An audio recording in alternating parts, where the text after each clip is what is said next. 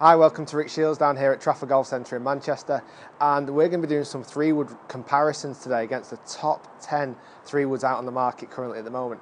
I've done some previously and I'm going to do some more in the future, but I've done driver reviews, iron reviews, so this time it's review of the 3-woods. We're going to get it on flight scope. I'm going to choose the best 3 out of the 5 that I hit with each. I'm going to draw the names out of the hat so it's a fair comparison, and hopefully you're going to enjoy the results. So we're going to let you pick. So first one, I'm going to go with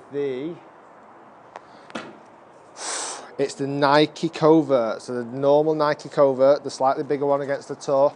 The Tour is in there, whether it's going to get picked against it, I'm not sure. Let's try the next one. Is it going to be the Tour? It would be a bit weird if it was. Oh, ridiculous. Honestly, they are all in there. Right, it's against the Tour. I have got all the other, just to prove, because I don't want you to think this is a fix. For example, I've got the Titleist 913 in there, I've got the Bing G25. It's the 2 Nike 3-woods. It's probably the one that you want to see most desperately, really. So it's the Nike Covert against the Nike Covert Tour. We're going to get these two on flight scope. We're going to see which one is going to be the most consistent. We're going to see which ones are going to be the longest. And also we're going to test them on flight scope to see which one out of the 2 is the best. Enjoy. Right, so we've got the Nike Covert against the Covert Tour.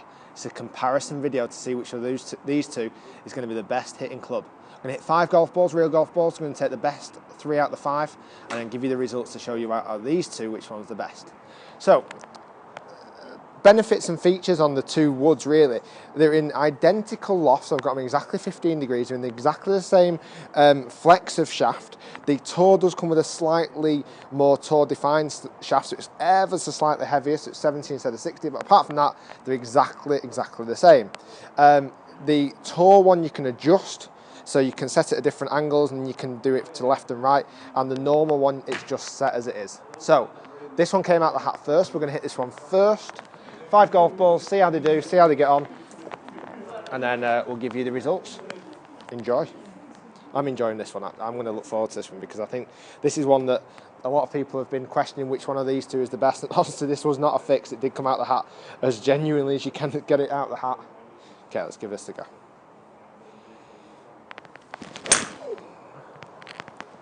Forgot to mention I'm going to hit them all off the tee to get the cleanest quality of strike I can possibly get. So let's see what the starting number of that one is. Give you a bit of a benchmark. 242.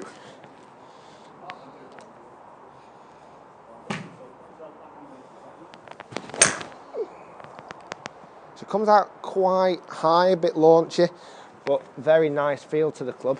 So I'm trying to get clean golf balls to get the best comparison I can possibly get. I'm just going to set this screen slightly different so I can actually see the results. Eyes are getting a bit. Shots are 246.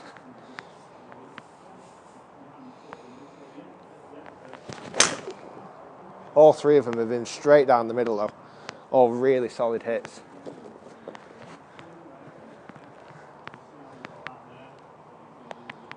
.247, very consistent.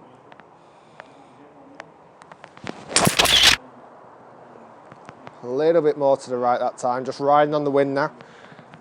Slight left to right wind out here today. Oh, it's a short one. 225, it is short. It went a bit high, that one. Oh, that was beautiful. That's the best one, without question. That's really nice. Great flight, nice height. Hopefully that should get a better distance out of it. Yeah, 245, much better. So, let me change the setting on this now to the Covert Tour. Interesting, probably not as long as I'd expected it to have been. I'm going to put that one out because it's dirty. Not as long as I expected it to be. I expected that one to go a little bit further. So let's see if now the Tour can beat it. So slightly smaller head. It's got the black finish instead of the chrome finish, but apart from that, it's pretty much identical.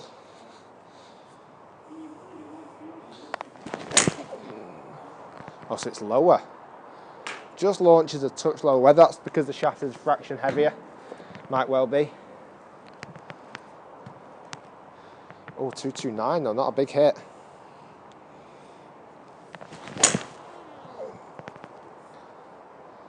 See what distance that one's getting. Slightly harder to hit. Slightly less forgiving. 2, 3, 1. It's got some catching up to do. Oh, that one should be nice. That's dead straight down the middle. Really nice solid ball flight. 264, there we go. It's more like the distance.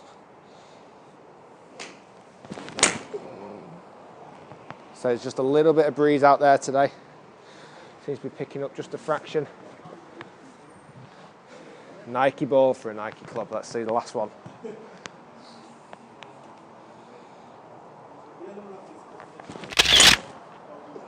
Oh, I don't know if I've middled that. I felt a bit toey.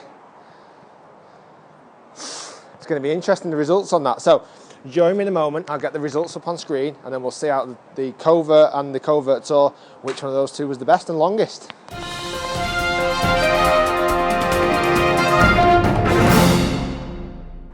So we've got the results.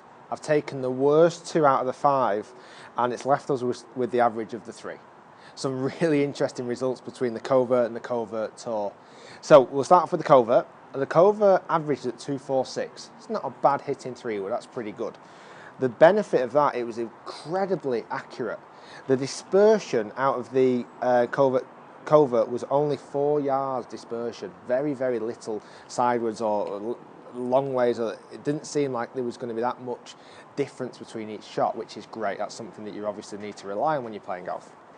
The Covert Tour, let's see what that one got. So the Covert Tour averaged at 250. So the Covert Tour was longer, beat it by 4 yards. Not a great difference, but by 4 yards. The dispersion, however, was 12 yards with the Covert Tour. And I must admit, it was harder to hit. It was I found that out with the driver as well. The Tour driver was harder to hit than the normal Covert. But yeah, it is longer, there's no question about that, but it's just not quite as easy to hit. The features with it is adjustable, so you can maybe deal off the club or make a bit more height on it and turn it left and right to make it a bit more dispersion better. But to be fair, the Covert, for me, was the easier club to hit, and the one that I would probably put more in my bag than the actual Tour one. Do you need 4 yards? Do you need 5 yards? Do you even need 10 yards? Would you rather be straight? And I think that's the question you need to ask yourself when you're looking at buying these two. Do test them, do get them out on the range and get them tried. Hopefully you've enjoyed today's video. I'm glad you've watched it. Please do check out my other ones as well. I've got all the other 3-wood comparisons, my other driver comparisons I've done in the past. Check me out on Facebook and Twitter, and do subscribe to the channel, guys. It really does help me kind of make more videos and more information so you can enjoy and start playing better golf. Thanks very much for watching. I've been Shiels down here at Trafford Golf Centre in Manchester.